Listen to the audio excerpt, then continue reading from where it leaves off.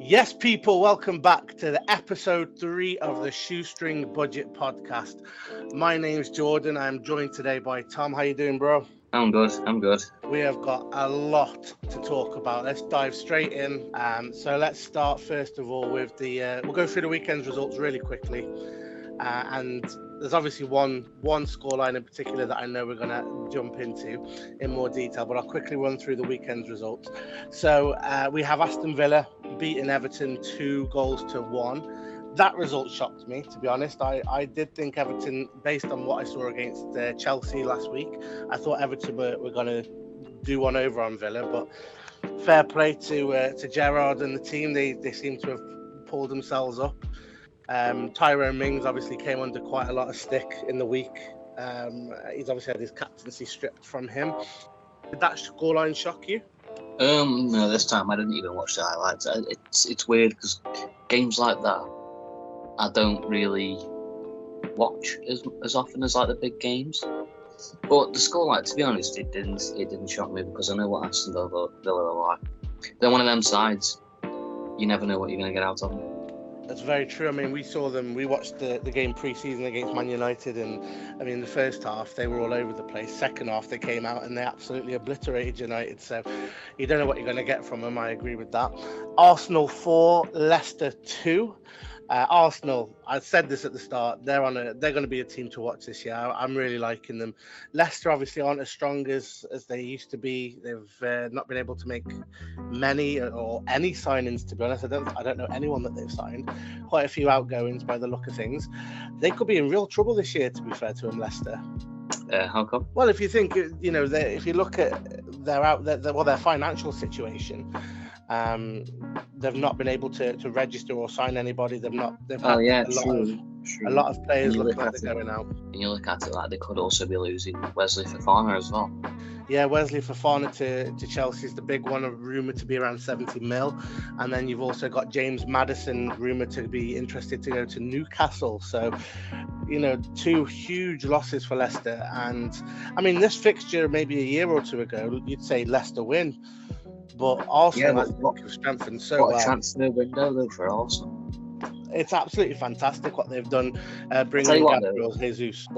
After watching the documentary on Prime, it's made me like them as a team even more. Absolutely. I think Arteta has come off wonderfully in that documentary. I remember him back to the first episode where he drew the chart and he put all the things that mean what matters to him as a person, and when he's at his lowest, how he feels. And he was just so honest with that team. And he got rid of the likes of Aubameyang, Lacazette, players that were kind of weighing the club down with their ego. He got rid of them. He said, that's not what we want. We want good, honest, hard-working players. And I'm massive respect to the guy for doing it, because I personally didn't think he'd have it in him. I'm surprised he's made it to this season. He was sort of my favourite to be sacked last season. So, yeah, fair play to him there. Moving on, Brighton 0, Newcastle 0. I think that's a cracking result again for Brighton. I think if you told Brighton that they'd be getting 4 points out of their first 2 games against Man United and this new look Newcastle team, I think they'd have snapped your hand off. So yeah, bit of a boring one. They also let me down on Miyaka for 200 quid. So But yeah, they're going to be they are. They've been every year really. Brighton. They're dark horses. You don't know what you're going to get with them. Yeah, they're the exact same as Villa. They can match anyone on their day. Then a more obvious scoreline: Manchester City 4, Bournemouth 0. No surprises there. I actually put City to win by 5. So yeah, nothing too outrageous there. We have Southampton 2, Leeds 2. Now I put Leeds to win this one 2-1. I had them to win as well. I thought they were gonna do some good things, but also fair play to Southampton. Yeah, they dug in and they got the point that they needed. Wolves 0, Fulham 0. Boring. Fulham missed, I think it was Mitrovic missed a penalty in the 81st minute, I think it was. So, yeah, it could have been another brilliant result for Fulham. I don't think a draw is too bad against Wolves. Wolves are a bit hit and miss, but I don't think it's the worst scoreline for them. Newly promoted team. No, definitely not. And then we have actually, I'm going to skip this result. We'll come back to this result. We'll skip the last one on Saturday. Nottingham Forest. Yeah, we'll go to Nottingham. Nottingham Forest, West Ham. That shocked me. This is the one, or one of the ones that ruined my acca, actually. To be honest, realistically, West Ham could have scored 4 or 5. It's just one of them, isn't it? It's just not happening for them. I think they are. Yeah, it wasn't a day. They were having one of them days. Yeah, no, they've got no points from their opening 2, which, based on the end of their season last year, that did shock me. But fair play to Forest. I love when newly promoted teams come up and do well against some of the big boys. So fair play to them. Now, another fiery game. Chelsea 2, Spurs 2, the Battle of the Bridge Part 2 or 3. I've lost count. I mean, that was all about the managers, that game. What mad scenes in that. Did you manage what are your thoughts? What are your thoughts on the decisions leading up to Spurs' goals? See, the first one. I think there was too big of a gap to go back and do anything about it. But the second one, I think it's definitely a foul. Yeah, it was, without a doubt, it's a foul. There's a petition. I can't remember if it was Andrew Taylor, the referee in that game. 10,000 Chelsea fans have signed a petition to say you're never refereeing a game with us again. Yeah. Which I think is absolutely brilliant. Fair play to them. But yeah, I mean, he didn't have a great day. And the first goal, yeah, it was a clear-cut foul. I'm surprised it wasn't given. I was really shocked it wasn't given at first. Spurs went up the other end. I think there was about 3 or 4 minutes had passed, so that for me is too long. The second one, clear-cut, shouldn't have stood. That's the thing that Chelsea definitely, and I've seen loads of Chelsea fans tweeting saying they were robbed, and this time I actually agree. Yeah, Chelsea did so well because, again, Chelsea were on my lose list this weekend. We had a Twitter poll. I think Spurs actually were the ones most people voted for. Yeah, I had Spurs to win on my acca. I had Spurs. Yeah, I was absolutely adamant that Chelsea weren't going to do it after quite a dismal showing last week against Everton. I thought they were very, very poor in that game, very slow. But yeah, they've got one of the best managers in the world in Tuchel, who can sort of make anything happen, I think. So very interesting, and obviously then the spat afterwards between the two managers, between Conte and Tuchel, was fantastic to watch. I love that fire between two. Yeah, good entertainment. It makes you feel like old football is back at times because the game's got too soft. It had that element of Fergie and Wenger, that sort of animosity between the two, but you can tell there's a mutual respect between them, but still it was funny to see. I'm just looking here now. Yeah, based on our Twitter poll, it was actually 50-50. They had a couple of late votes, so yeah, it was a 50-50. They thought it was going to be a draw, and that's what it was. So we move on to the most explosive, the biggest game of the weekend, and that was just because of the scoreline. Brentford 4, Manchester United 0. How long into the game until you turned it off? I actually stayed. I put myself through it. I was very tempted. When the third goal went in, I said, that's it, I'm done. But I actually sat there and continued to watch. I'll be honest, as soon as they scored their first goal, I turned it off, because after that mistake from De Gea, I knew exactly what the game was going to be like. And I turned it off straight after that. I was like, yeah, I'm not putting myself through this. I'm not watching this.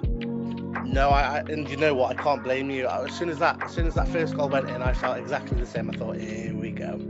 It's this team again. Oh, we're going to be playing games in Stoke next season. It's going to be great to be back at the Bet365 Stadium next year. Wow, I mean, I was gobsmacked at this. Absolutely gobsmacked. Going into the game, I was adamant, yeah, this is it now. This is where we can be ourselves, show what Ten Hag has done to the team. But you know what, right? It was the same against Brighton. We started off quite good, making good passes, getting in good positions. Everyone's making the run, making the effort, pressing. And then after about 5 minutes, it all just went down the drain. I said this in last week's podcast as well, that they seem to just revert back to not knowing how to play football. Soon as something goes against them, they don't know what to do. There's no fight about that team. I mean, I'm going to break this down because there's a lot we need to talk about Manchester United at the moment. There is a lot going on in that club. So, breaking down the match statistics that day, we had 66% possession against Brentford's 33. Now, what did we do with that 66? That was probably being played around the back and around the midfield and then back to the back four. Because how many shots on target did we have? Well, we ended up getting 15 shots on target. We had 4. Wow. Out of 15. To Brentford's 13 shots and 7 on target. And 4 of them were goals. And 4 of those were goals, yeah. Out of the 7 on target, 4 went in. Which is absolutely abysmal. I know obviously we're United fans, but fair play to Brentford. It's just like every other team, they just wanted it more. You know, first and foremost, you're absolutely right, mate. Fair play to Brentford. You got to take it after them. They went in with a game plan. They executed it well. I must admit, though, we handed it to them. I think, you know, based on De Gea was at fault for the first 2, definite. Martinez at the back for the 3rd goal. The 4th was just a mad counter-attack. I don't even know what to say anymore. These teams must play United, and then when they go in at full time, or even half time, you must just sit there in the changing rooms just laughing. Because I would. Yeah, but just remember that game. I think it was Stoke versus Liverpool, and that one of their players came out. I think it was Shawcross came out and said we sat in the dressing room at half time and no one spoke. We just sat there laughing. And I had the same 6-1. Yeah, that was at the 6-1 game.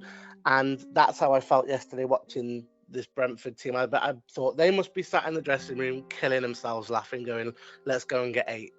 And I'm surprised they didn't try and push for more, to be honest. They could have really... I mean, they demolished us anyway. I think what it is, they probably just wanted to sit back and defend if they could. Because, you know, they know United have still got that massive threat in Ronaldo and so many other players. So they could, they know they're still capable of doing it as well. Yeah, absolutely. I mean, we did it again. We did a Twitter poll on what went wrong that day. And it was the basic things that were being brought up. Inability to press, lack of any midfield identity, and there was a small percentage blame the whole game on David De Gea, which I can't really disagree with. I think he was at fault for the first 2, which set the precedent for what came afterwards. I think definitely. So I can understand why some fans are solely blaming him.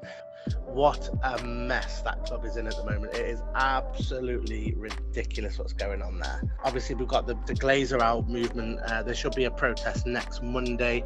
According to all the locals on Twitter that are saying that they're not going to the game, they're going to walk out. So they're going to try and make Old Trafford empty. What an achievement that would be. I don't think it'll be empty. I do not think it'll be empty because there'll be people making a trip, you know, from all places in the country, because it's such a big game. But I do think, and I do believe that there'll be more outside the stadium than in. Yeah, for sure. I mean, even that alone would be something. And I think at this point it is just trying to get media traction. It is just trying to get people seeing how angry the fans are.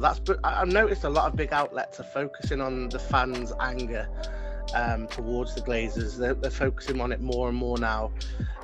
Sky in particular, they've got a guy on there that keeps talking about how detrimental the ownership has been to Manchester United. The fact that they've actually not put any money in, they've taken their dividends out, and that is why we've not signed anyone. That's not why we've not been able to sign the players that we should be signing. It's all well and good saying, you know, Manchester United has spent £1 billion on transfers in the last 10 years. But if you look where that £1 billion been spent, it's an absolute joke. Gary Neville said it the other day perfectly. He says, you know, it's an achievement to be able to spend £1 billion and have a team this bad. Yeah, it is an absolute achievement to do that. We're seeing as well on the Twitter group 1958, they're a group of Manchester United fans who were sort of, I don't know if you saw the clips of Richard Arnold, the CEO of Manchester United, he was confronted by a group of fans. He actually went out to the pub and drank with them and sat with them and told them the future. I saw that. Yeah, you saw that. I 2 weeks ago when we did the first podcast, I actually came out and said fair play to him for doing that. I'm looking at it now and going, he just lied to people face to face, which, to be honest, is even worse. It's an absolute joke. But the 1958, big group, big organisation, a lot of people follow and listen to what they've got to say, and they are proposing, they're sort of one of the big people behind this movement to get Old Trafford emptied on Monday against Liverpool. I mean, all they've got to do is wait till half time when we're 7-0 down to Liverpool, and then more people will leave the stadium then, I'm sure. We've also had a tweet in as well. We've had quite a few interactions with United fans that are sort of telling us how they feel about the Glazers' ownership. I had a tweet in from Jamie, and he says, the Glazers have bled United dry. The debt divides the standard at United, and the standards are on the floor. United will never turn the corner until the Glazers are gone. And a big shout out to the Glazers out movement. They've got the ball rolling on ending the Glazers' ownership of the club. So he tweeted that in earlier. So thank you to Jamie if you're listening for that. And again, to anyone that listens to this podcast, tweet in, send us a message. Just let us know how you feel, because we would like to discuss it. We'd like to talk about it. Well, yeah, I mean, considering this podcast now is just Manchester United fans. Yes, we've lost our resident Chelsea fan. We might be getting a resident Liverpool fan in for next week after the Liverpool game. It's mainly just United fans now. So, right, let's start, dude. You tell me, how are you feeling? What's going through your head as a United fan now? You tell me. Fed up. Bored. It doesn't excite me to watch them play at the minute, and it hasn't done for a while. Whereas before, I couldn't wait to wake up on the weekend and watch my team play. Whereas now, I'd rather, as shit as it sounds, I'd rather watch a Liverpool game or a Man City game because it's entertaining. Whereas Man United, from a neutral perspective, it's going to be entertaining if you're watching a Man United game. But if you're a Man United fan, you're going to be sat there. You're just going to be lost for words, because I'm always lost for words just watching them now. And I'm at that point now where I'm just fed up. I can't be bothered that they're making me hate the game. Totally get you, man. And I know that a lot of the focus, even with what we've discussed today, but a lot of the fan focus is on the Glazers, and I'm absolutely fully behind the Glazers out movement, totally behind it, and totally agree. But we have to look at what's going on the pitch as well. They're in the minority, but I've seen some rumblings of, mainly on Twitter, on social media, where certain fans are saying Ten Hag has got to go. I mean, it's 2 games in. I think that definitely not. Yeah, definitely not. You can see what he's trying to do, but it's like he hasn't had the financial backing that he needs. He hasn't had the players that he wanted. He came in and he wanted, the likes of Anthony, De Jong, and others. And what did he get? He got Martinez, Christian Eriksen, Malacia. They aren't the players that he wanted. No, it's an absolute joke. I mean, if you look at who we were linked with at the start of the summer, you're absolutely right. Obviously, Frankie de Jong, we'll get onto him a little later, but and also Darwin Núñez, he was a big transfer target of Ten Hag's, and then obviously he went to Liverpool, which is totally understandable. I totally get that. We were also then linked with Šeško, who then ended up staying within the Red Bull group, which was crap, but I get it. Anthony was priced out, but again, I think that was down to the fact we left it till too late. His price started off at around 55 million euros. I saw reports of in the early stages, and now that's risen to around 80 million euros. Just look at it this way, lad. You look at it last year when we brought in Rafael Varane, Cristiano Ronaldo, and Jadon Sancho, stuff like that, and then compared to who we brought in now, it's just it's not even in comparison. Absolutely, and I know a lot of people will blame it on the fact that we're not in Europe and it's difficult to attract those players, but you pay over the odds for them. If you want a player, you pay over the odds for them. This is when you should see the biggest influx of investment into Manchester United. We're not in the Champions League. We need to be back there. How are we expected to get back there with the exact same squad that we had last season that really struggled to have their statistically worst season? McTominay's got to go. Yeah, I'd argue most of them have got to go. For me personally, I mean, I love David De Gea. I absolutely love David De Gea, and I'm not quite ready to throw him under the bus yet, because it's only one really bad game. Last season, he saved us so many points, so I can't throw him under the bus. But I don't rate Dello. I certainly don't rate Harry Maguire. Martinez, he's unproven. I don't know anything about Martinez. I've seen him play a couple of times. Nothing to show. He looks comfortable on the ball. I know that. I would argue that he should be playing as sort of a CDM, and that's sort of a sixth role. I would argue that he needs to be pushed up to there, because then his height doesn't really matter. He's got pace. Look at Kante. He's one of the best defensive midfielders in the Premier League era. The guy's what, 5'6", 5'7". He's tiny. But yeah, I would argue that. Then you've also got Luke Shaw, who I said in the last week's podcast I don't rate. I think he's had one good season at United. So that's 3 of the back 4 that I would get rid of. Pushing forward, then you've got McTominay. He should go. Fred, I like Fred. I think Fred is workable. I don't think Fred completely... Yeah, definitely. I feel like Fred's definitely got the heart. Yeah, for sure. I think Fred's got something there, and I think if he's paired with a decent player, we'll see the best of Fred. But McTominay, McFred never should happen again. It's just outrageous. Bruno has had the worst time. I'm so gutted with how he's dropped. Yeah, because realistically, you've got to look at it. No matter what, he's still a quality player. Like, he's such a good player. But phenomenal. He doesn't have the team around him. He doesn't have the squad that he needs to be playing with. And you can see it on his face. He looks around sometimes, and you can see Scott McTominay behind him and Fred, and he's just like, what am I doing? But his performances as well, I mean, I can't just say his performances are hampered because of the players around him. His personal performance has been absolutely shocking as of late. So I can't bail him out. So has Ronaldo's. I know, obviously he's a world-class player. He needs the service, but it's one of them. I don't think he's been playing up to his standards because of how the club's going about and how he feels. There's no Champions League football.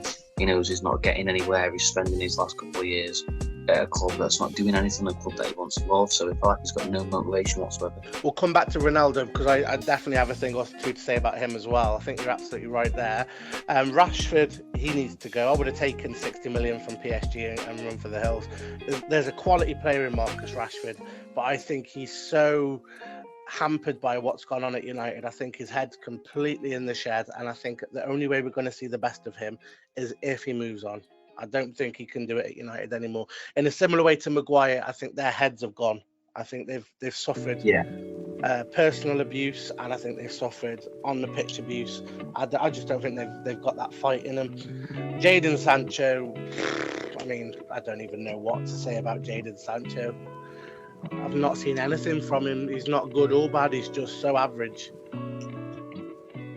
Yeah, we think it's Sancho. We can't turn on Sancho because he's probably one of our best players, and we need to still give him time.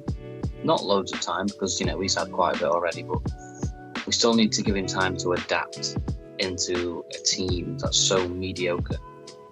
I think he needs Martial, as daft as it sounds. I think when you look pre-season, him and Martial in particular were really linking up nicely, and I'm excited to see when Martial comes back what happens.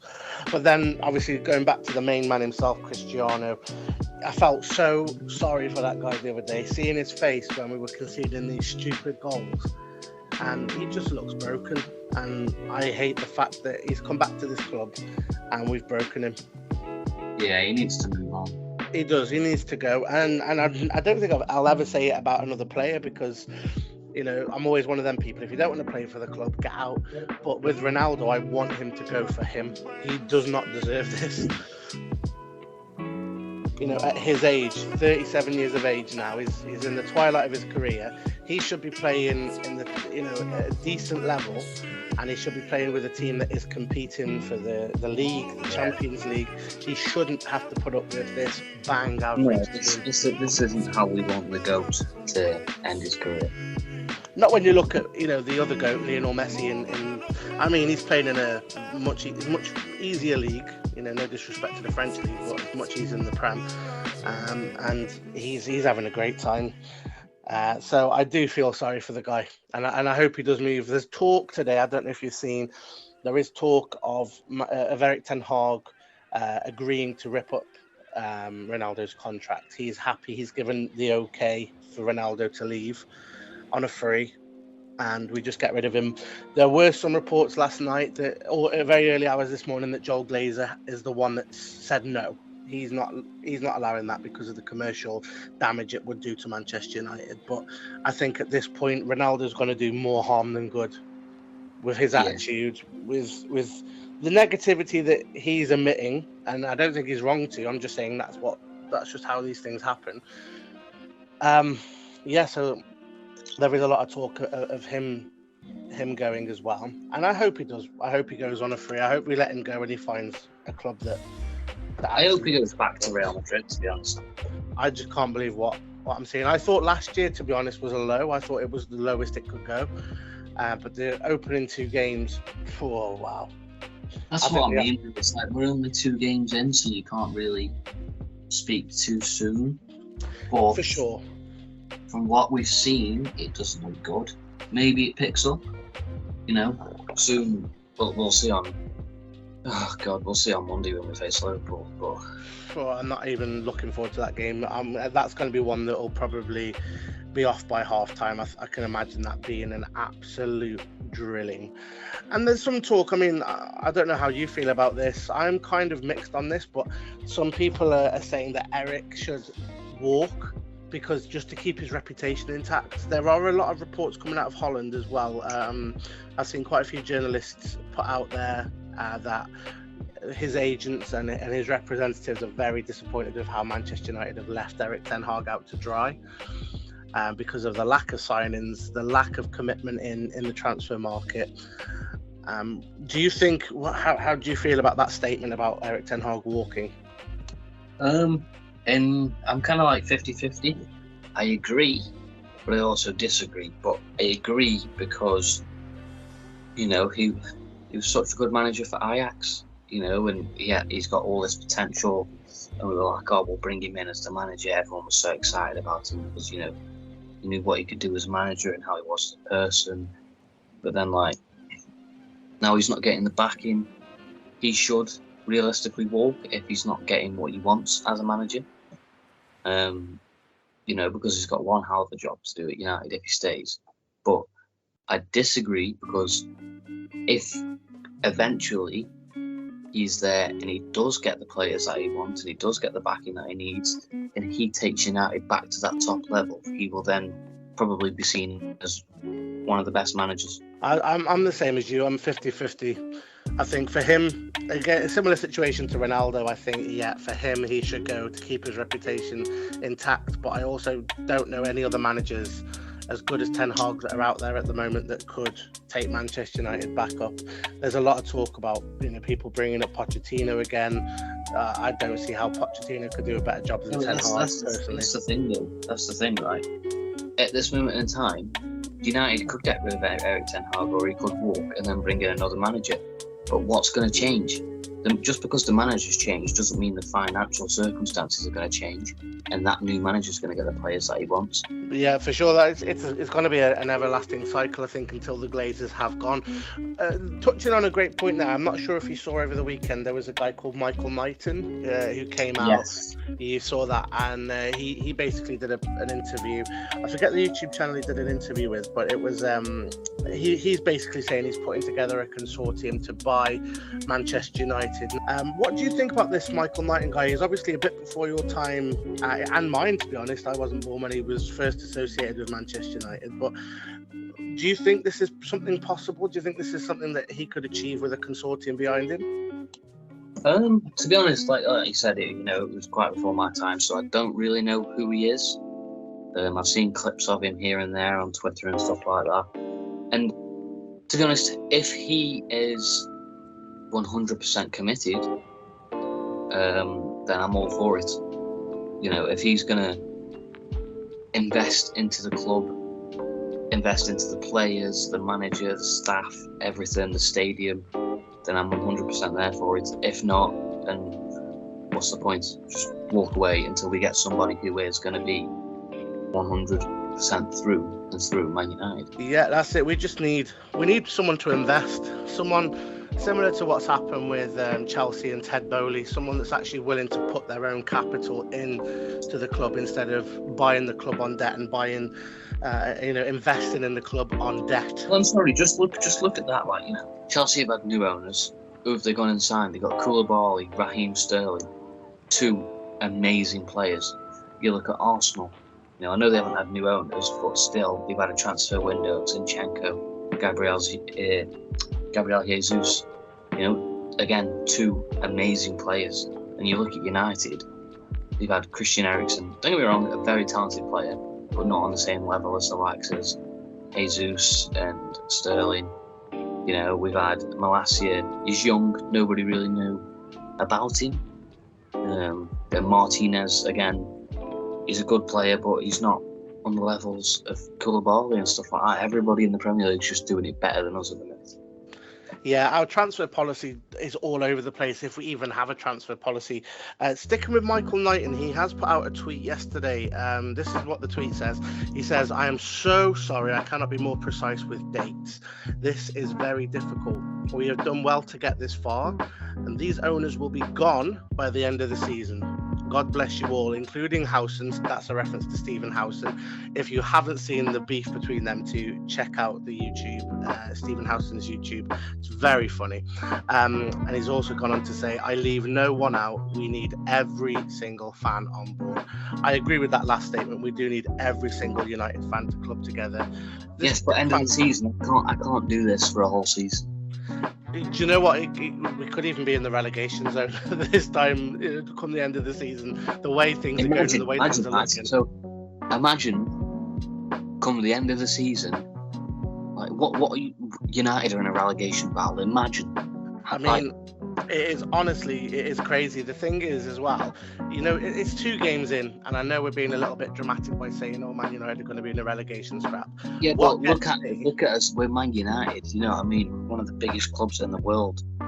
We should not be in this situation at all. We should be competing for the title. Okay, maybe not the title, but we should be competing for top 4 every single season. That is the bare minimum. But yeah, any lower than that, you've failed. You get 5th, you've failed.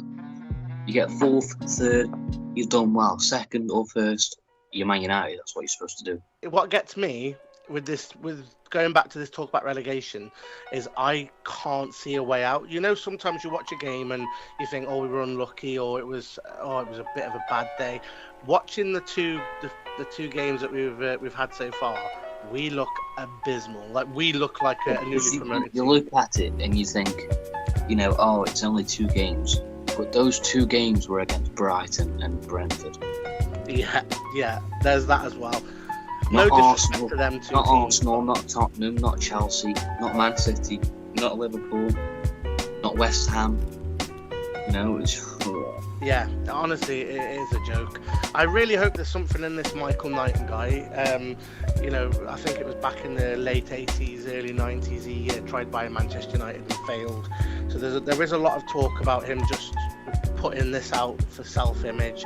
He also had a very crazy career. I think it was at Carlisle. I could be wrong. Didn't he get put into administration, or nearly did, or something? Yeah, I mean, he decided to sack the manager, and then he himself became the manager and got them relegated. And yeah, the story is insane. You need to check out the story if you've not seen it already.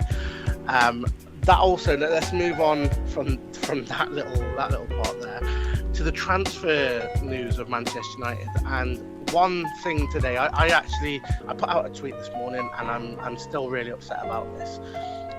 The tweet was, "This club cannot get any lower. And then the reply from Manchester United was, hold my beer, here we go. And that is because Manchester United are open to selling one of their most talented youngsters in many years, James Garner. He's been put up for sale. Ridiculous. Absolutely ridiculous. He's been put up for sale by Manchester United. He's valued roughly at about 15 million. Now, there are some rumours, and I must stress they are rumours, that this 15 million that we raised from James Garner will go towards buying De Jong out, paying for De Jong's owed wages or deferred wages by Barcelona. So effectively what the rumours are saying is that we are selling a young prospect in James Garner to seal the deal for Frankie De Jong. Which, why haven't we got that money? We spent less than the newly promoted teams like Notts Forest. We spent less money than them. How are we struggling to get this deal over the line? We're being forced to sell James Garner, who I think he could easily be in our starting lineup.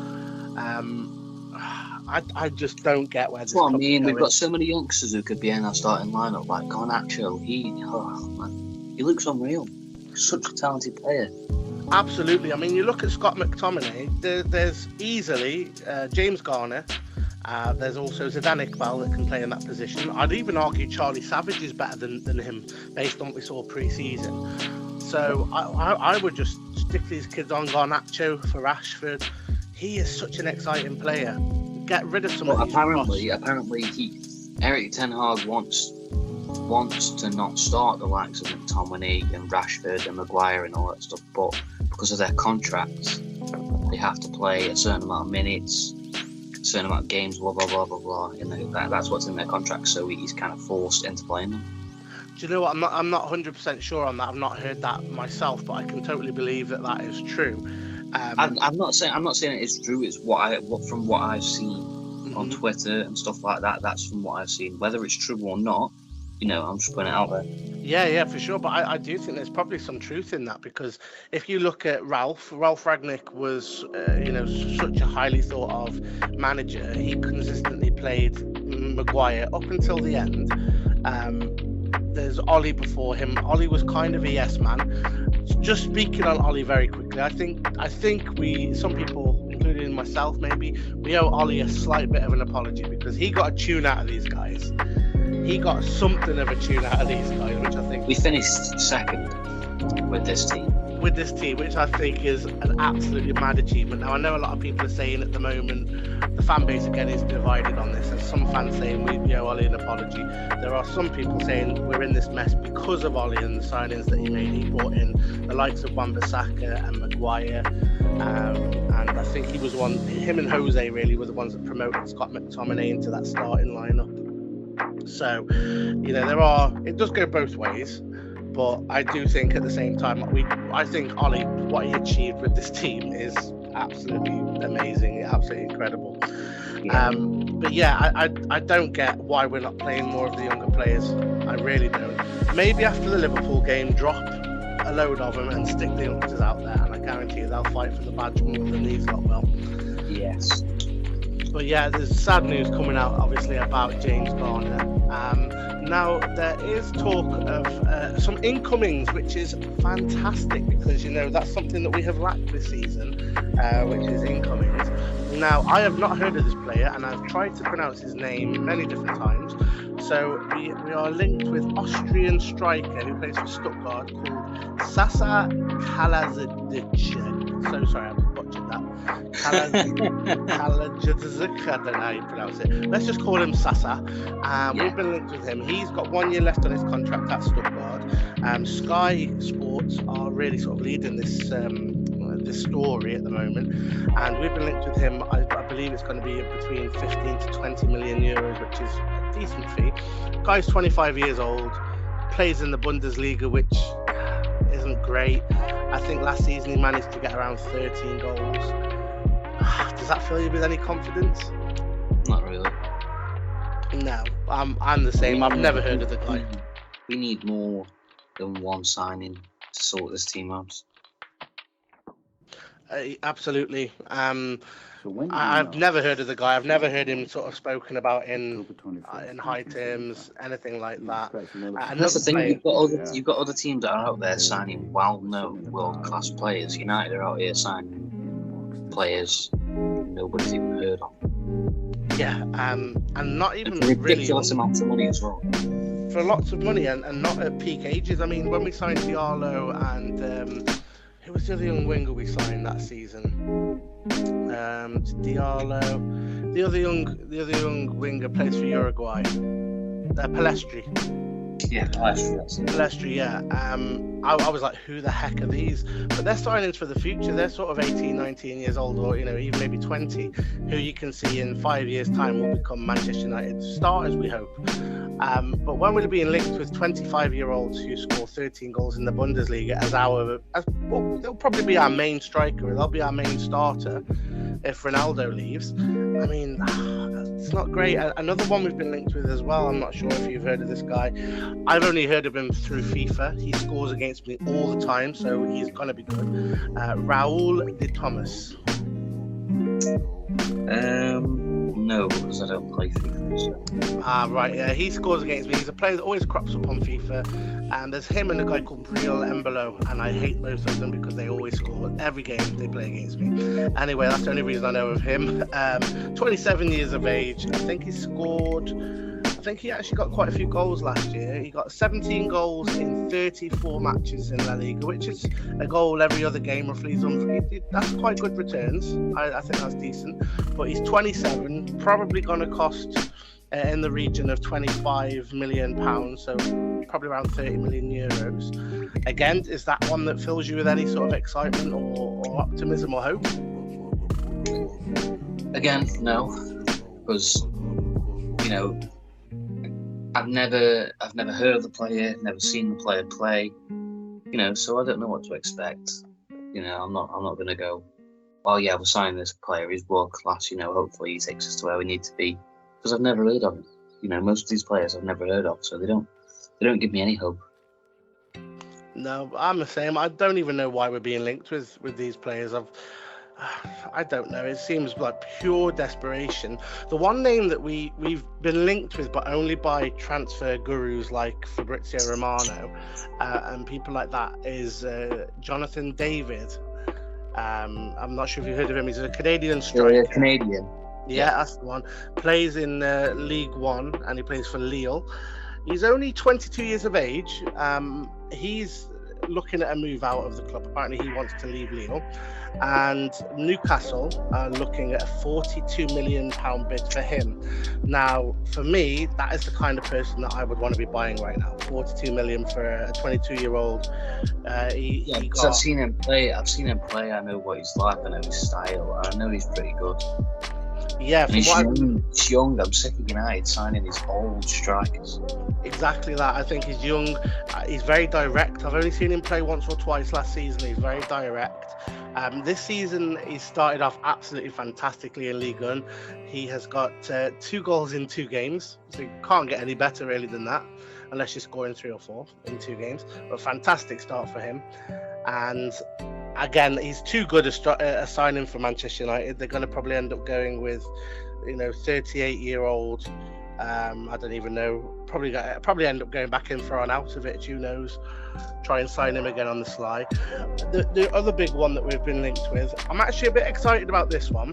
If we get Jonathan David, I'd be very happy. But this one is the one that looks more likely out of the two, and that is Cody Gakpo from PSV Eindhoven. Very highly thought of. Ten Hag knows him very well. I think, from what I read, he was he got the Dutch Player of the Year last year, or the best player in Holland. The sort of the player of the season in the Eredivisie. So I think, that could be quite interesting. He's been rumoured to be around the £35 million mark.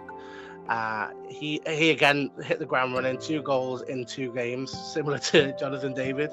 I think he's playing in the Europa League. I think that's why this one is being held up at the moment. They've got a Europa League tie against Rangers, and they're going to wait to see how that plays out before letting anyone go and before signing anyone. that game kicks off tomorrow, the Rangers PSV game. So hopefully after that game, if it's not a two-legged affair, which I think it probably will be, we could end up with Cody Gakpo.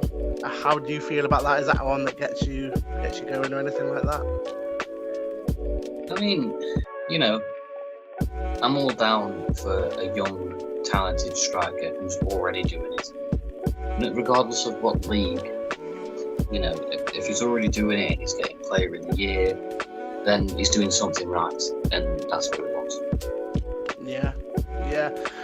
I hope, to be honest, out of all of them, other than Jonathan David is my sort of number one. If we could get him, I'd think that's decent. But I do think Cody Gakpo could be interesting. He plays on the left, comes in off the left a lot, so it could even mean that we end up playing Martial down the middle, having Gakpo on the left and Sancho on the right. He can also play the number 9 position as well, but it's not his favoured. We move now on to a transfer that is looking likely, ever likely by the day, and that is Adrien Rabiot. John Murtaugh's been in Turin for the last couple of days talking to his agent, trying to finalise that deal. So, yeah, it's around £15 million. I think that's a good signing for 15 mil. Yeah, I think he's better than anything that we've got at the moment. Maybe Rabiot and Fred. Yeah, to be honest, I wasn't ecstatic about it at first, but again, he is a quality player, and I suppose for the price, you can't complain. Yeah, I think 15 mil for someone with Rabiot's experience is decent. He's one of them that if he said at the start of the season, that's going to be one of our main targets, I'd have been like, great. But I think for what it is, it'll be good. Now, the other midfielder, the one that we've only just recently been linked to, Frankie de Jong, the longest transfer in transfer history, is absolutely ridiculous.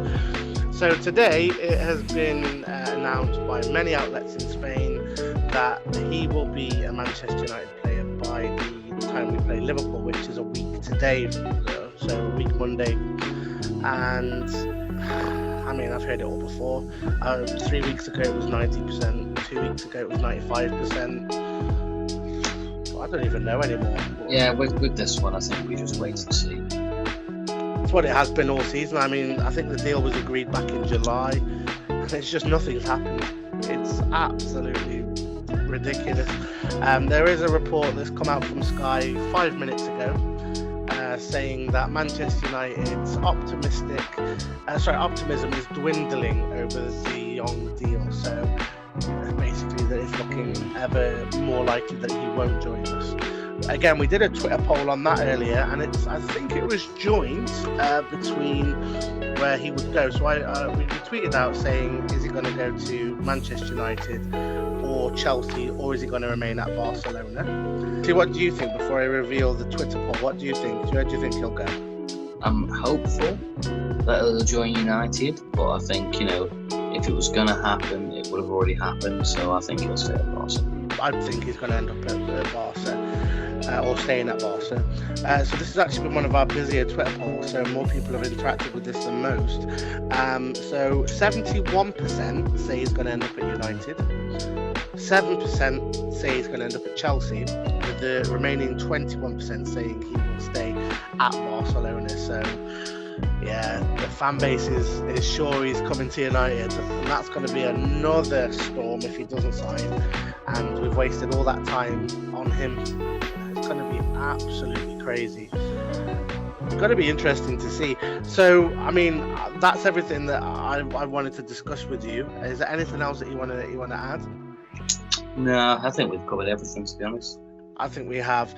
We'll try and do another podcast later on in the week. We'll keep you all posted about that on our Twitter feed, on our Twitter page. Remember, next Monday is when United fans are going to try and empty Old Trafford. So follow the hashtag #EmptyOldTrafford, and you'll see more information on there. Lots of people are tweeting about it. Lots of people that have already got tickets that are saying they're leaving their seats empty.